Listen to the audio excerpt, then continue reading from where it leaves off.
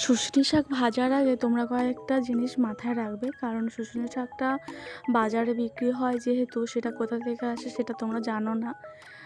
তো শুশনি শাকটা ভালো করে নেড়েচেড়ে বেছে নেবে, বেছে নেওয়ার পরে কড়াইতে ভাজবে। ভাজার আগে তোমরা শুকনো কড়াইতে দেবে, এখানে কোনো তেল ইউজ করবে না। আর ফ্রেন্ডস, তোমরা এই রেসিপিটা আমার শেষ অবধি দেখবে, কোথাও মিস্টেক করো না। আর এই চ্যানেলটা দেখার আগে তোমরা একটা সাবস্ক্রাইব করে রেখে দিও, কারণ এইভাবে চটজলদি রেসিপিগুলো তোমরা সহজে যাতে পেতে পারো। দেখো, শুশনি শাকটা আমি প্রথমে ঢাকা দিয়ে সেদ্ধ করছিলাম। ঢাকা দিয়ে প্রথমে কিন্তু আমি লবণ দিইনি, তাতে পরিমাপটা বোঝা যায় না, যার কারণে লবণটা দিই না। এবার একটু কমে যাওয়ার পরেই কিন্তু লবণটা দিচ্ছি। লবণটা দেওয়ার পরেই কিন্তু বারবার 2 থেকে 3 বার ভালো করে ঢাকা দিয়ে অল্প পরিমাণে জল দিতে পারো, যদি না জল বের হয় তো জল দিয়ে তোমরা এইভাবে ঢাকা দিয়ে নিতে পারো। এবার ঢাকা দিলে হয় কি, তাহলে শাকটা ভালোভাবে সেদ্ধ হয়। আর যদি জলের প্রয়োজন না থাকে তোমরা দেবে না অবশ্যই।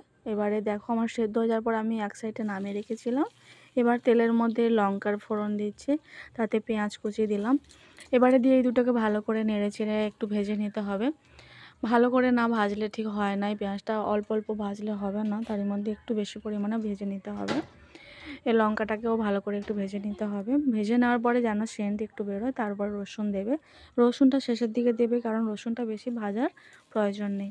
দেখো, এবারে সবটা পুরো ভাজা হয়ে গেলে এই শুশনি শাকের গুণাগুণ বলো যাই বলো, এর কিন্তু ভিটামিন বা অনেকটা কিন্তু ফাইবারযুক্ত একটা শাক, যার কারণে এই শাকটা খেলেও কিন্তু ঘুম পায়, মানে যাকে বলে ঘুমের শাক যাকে বলে। যাই হোক, শাকটাকে এবারে ভালো করে একটু নেড়ে চেড়ে নিতে হবে। আর এই শাকে অনেকে চিনি অ্যাড করে, মানে আমিও অ্যাড করি অবশ্যই। তোমরা যদি অ্যাড করতে না চাও, না পারো, তো নাও করতে পারো।